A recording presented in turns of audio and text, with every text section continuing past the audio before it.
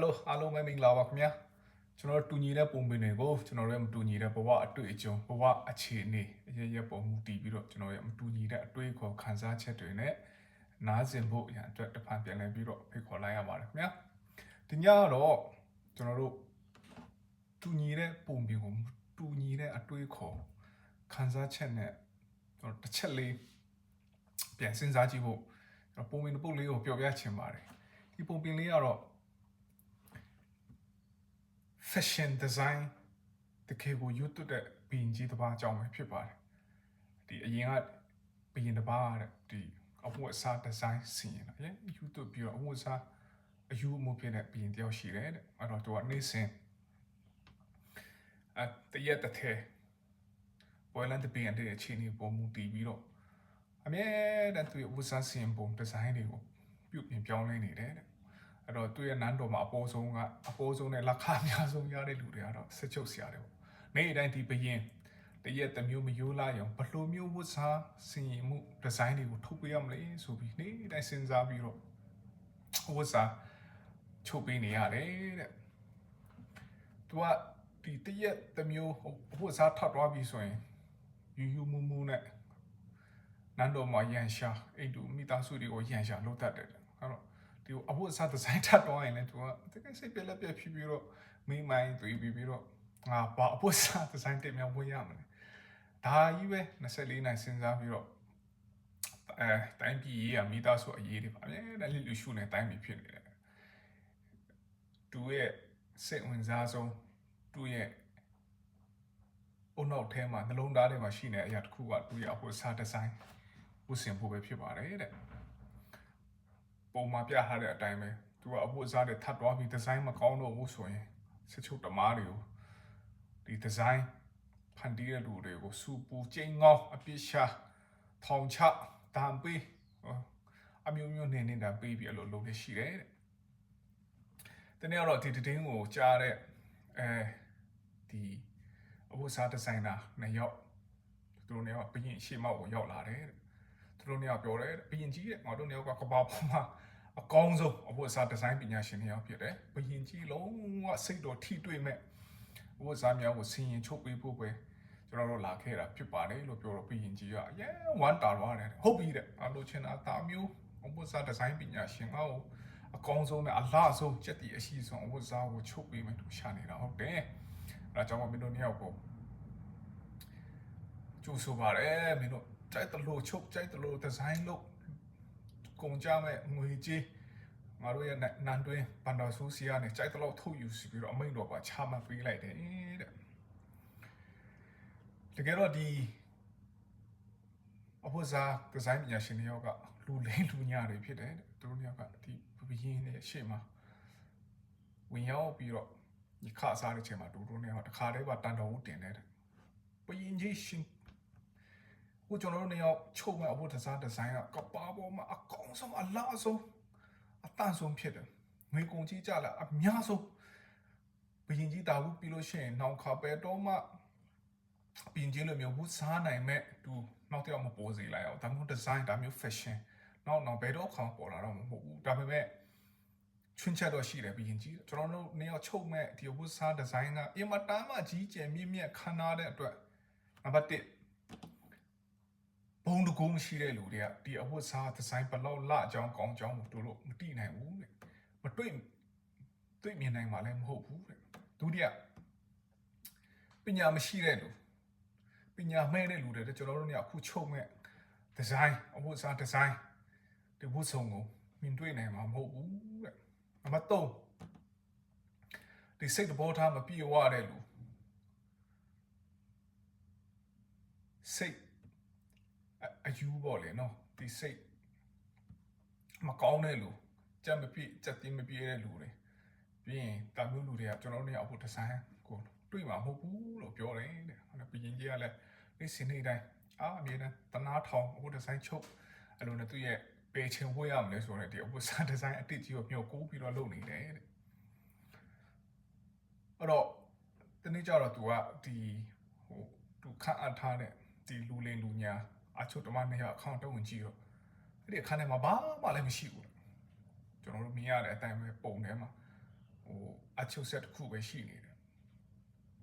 အဲ့ဟာဘရင်ကြီးလည်းကြောက်ပါဟာဝတ်စားဒီဇိုင်းဒီကောင်လည်းငါ့ကိုလိန်ပြီငါ့ကိုလိန်စားသွားပြီပေါ့ငါပတ်စံရွှေတွေငွေတွေယူပြီးတော့ဘာမှလည်းမချုပ်ဒီတန်းကြီးပြောင်းကြီးပဲကောင်တွေမြောက်လိန်စားတာဆိုသူတိသွားတယ်ဒါပေမဲ့အရှိဖိုင်မှာပြောထားသလိုပဲဒီအဝတ်စားဒီဇိုင်းကိုဘုံတကုံးမရှိတဲ့လူတကုံးစက်တည်မရှိတဲ့လူပညာမရှိတဲ့လူစိတ်ပေါ်ထားမကောင်းတဲ့လူဘလို့မတွေးမြင်နိုင်မှာမဟုတ်ဆိုတော့ဟာငါဒီအဝတ်စားဒီဇိုင်းကိုမမရဘူးမတွေ့ရဘူးလို့ဆိုရင်ငါအယူလက်သားဖြစ်သွားမှာပဲအဲ့တော့သူကတော်လေးစိတ်မတက်မတာဖြစ်သွားတယ်ပေါ့လေဒါပေမဲ့ဒီအချုပ်တမလူလိမ်လူညာနေရောလေဟောဘင်းကြီးတွေ့တယ်မလားအဝတ်စားဒီဇိုင်းဘလောက်လာတယ်လဲဘလောက်မိုက်တယ်လဲဘင်းကြီးနဲ့အတင့်တော်ဆုံးပဲနော်ပြောဘင်းကြီးကလည်း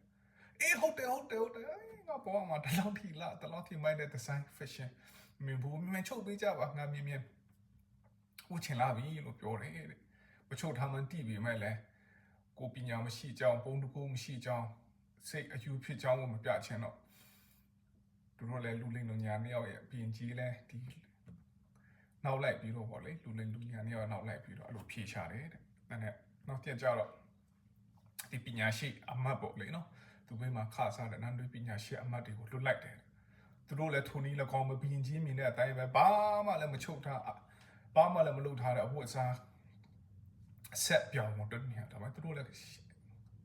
ပြောခဲ့တဲ့အတိုင်းပဲဟာငါတကယ်လို့ဒီနှစ်ယောက်ကလူလိမ်လူညာတွေပဲဘာလို့ဒီဇိုင်းမှမချုပ်ထားဘူးဆိုရင်ဘင်းကြီးကငါ့ကိုတပ်ပြလိုက်မှာဒါမှမဟုတ်ထောင်ချလိုက်မှာဒီကောင်ပညာမရှိဘူးဘာဘုံတကုံးမရှိဘူးဘာစိတ်နှလုံးမကောင်းအယူဆိုပြီးတော့သူတို့လည်းဘင်းကြီးကိုပြန်တစ်လျှောက်တင်တဲ့အခါအမှန်တမ်းမလျှောက်တင်မယ်အာလာဘင်းကြီးတကယ်မိုက်နေအခုလုံးချုပ်နေတဲ့ဒီဒီဇိုင်းကဘာပေါ့မှာဘယ်သူမှမဝတ်သေးတယ်မချုပ်သေးတဲ့ဒီဇိုင်းဖြစ်တဲ့ဘင်းကြီးတာဝတ်လိုက်လို့ရှိရင်ဘင်းကြီးတယောက်လည်းမတင်တော့ရဆိုပြီးတော့လိန်နေပြောဆိုပြီးတော့မြောက်ပြင့်ပြီးတော့ပေါ့လေနော်မဟုတ်တရားတွေပြောတယ်တဲ့အဲ့ဒါနောက်တစ်ယောက်ဒီမူမတ်တေနာစစ်တေနာပတိတယောက်ပြီးတယောက်ပေါ့လေဘင်းကြီးဘေးမှာခစားနေတဲ့ဘယ်လဲယုံညာလဲယုံကအစာမင်းမှုထားနေဝန်ကြီးတွေအားလုံးတယောက်ပြီးတယောက်သူတို့ကိုတချိခိုင်းတယ်ဘလို့လဲငါအဖို့ဒီဇိုင်းမိုက်လာအားလုံးကလည်းရှေ့အတိုင်းပဲပေါ့လေနော်တကယ်လို့မတွေ့ဘူးမမြင်ဘူးလို့ပြောလို့ရှိရင်ငါအယူလားငါပညာမတတ်တာလားပြောခိုင်းအောင်မှထိမှကြောက်ဆိုတော့ကဘင်းကြီးလိုချင်တဲ့အတိုင်းပဲပြောတယ်အဲ့နဲ့နောက်ဆုံးဒီလူလိမ်လူညာနေအောင်လဲဘာဘင်းကြီးကိုတော့အဖို့ဒီဇိုင်းချုပ်ပြီးပြီအကြောင်းကျွန်တော်နေရချုပ်ခဒီဇိုင်းအတွက်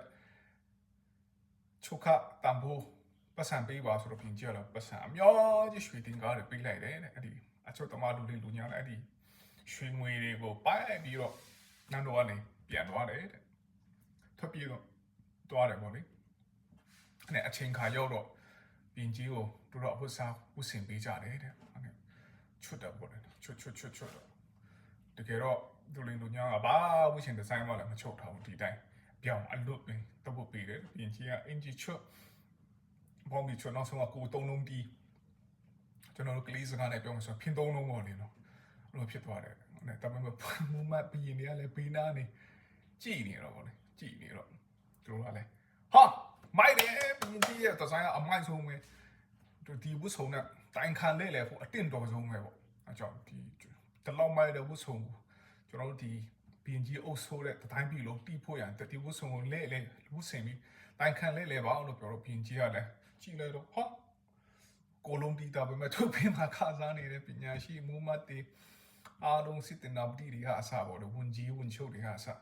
သူမြောက်ပြင်ပြောဆိုပြီးတော့ကျွန်တော်တို့ကလည်းအရန်ကိုစိတ်ချနာအားရပြီးဟုတ်တယ်ဆိုပြီးတော့တိုင်းခံလေတဲ့ကျွန်တော်ပုံမှာတွေ့တဲ့အတိုင်းပဲပင်ကြီးပါဝတ်ထားလဲဆိုတာဘာမှမဝတ်ထားဘူးပေါ့လေနော်ဒီကိုတလုံးတီးနဲ့ဟိုမှာဘေးနားမှာလည်းသူအဆောင်ရောင်နေနဲ့လက်ခုပ်တွေဝါတွေတီးတိုင်းလူပြည်သားတို့ကြိုဆိုခိုင်းပြီးတော့တိုင်းခံလေတဲ့အဲ့ဒါတိုင်းလူပြည်သားတွေလည်းအော်နေတယ်ငါတို့ပြင်ကြီးယူသွားပြီလားဘုစားလည်းမဟုတ်ပဲနဲ့ကိုတလုံးတီးနဲ့တိုင်းခံလေနေတာဒါပေမဲ့သူ့ဘေးမှာခစားနေဝင်ချချုပ်တယ်ကြည်စမ်းပြင်ကြီးတိုင်းလူပြည်သားလည်းအော်လို့ပြင်ကြီးကိုဘာမှတော့မပြောနိုင်ချာတော့ပြောပြင်ကြီးလည်းအင်မတန်မှကျေနပ်တယ်ပေါ့လေနော်လိုက်တိုင်းခံလေနေတော့အဲ့နဲ့လမ်းတော့ဘာတို့တိုင်းခံလေပြီးတော့ရောက်လာတဲ့အချိန်မှာကျတော့ဘာဖြစ်လဲဆိုတော့ဒီကလေးတငယ်တွေပေါ့လေနော်ကလေးတွေကဟာ အမေဟိုမှာကြည့်စမ်းဘယင်ကြီးကကျွန်တော်တို့လူမျိုးပဲတော့ဥစားလဲမဟုတ်ဖင်တုံးလုံးနဲ့လိုက်လျှောက်သွားနေတယ်ယူများယူသွားပြီလို့မသိဘူးလို့ပြောတော့ဘယင်ကြီးကလည်းအဲ့ဒီစကားကြားတာတော့ထွက်တယ်တဲ့တော့ထပ်ပြီးတော့သူကနန်းတော်မြင်ပြန်သွားတယ်ပေါ့လေသူလည်းတည်တယ်သူဘာဥစားမှမရှိဘူးဆိုတော့ဘာမှမဟုတ်တော့ဆိုတော့တည်ရနန်းတော်ပြန်ရောက်တော့ချက်ချင်းဟီလာခံခေါ်တယ်တဲ့ကဲမူကြီးမကြီးတို့ကြည်စမ်းတလောက်ဘုံတကူချက်ရေရှေဝုဆုံကိုဝုဆင်ပြီးတော့ငါတိုင်ခံလဲလေငါရဲ့မူမဆွေမျိုးမင်းတို့အားလုံးဘလောက်လာအကြောင်းဘလောက် fashion design မိုက်အကြောင်းတည်တယ်တဲ့ငါတို့ဒီနန်းတွင်းကလူတွေပဲပညာရှိတယ်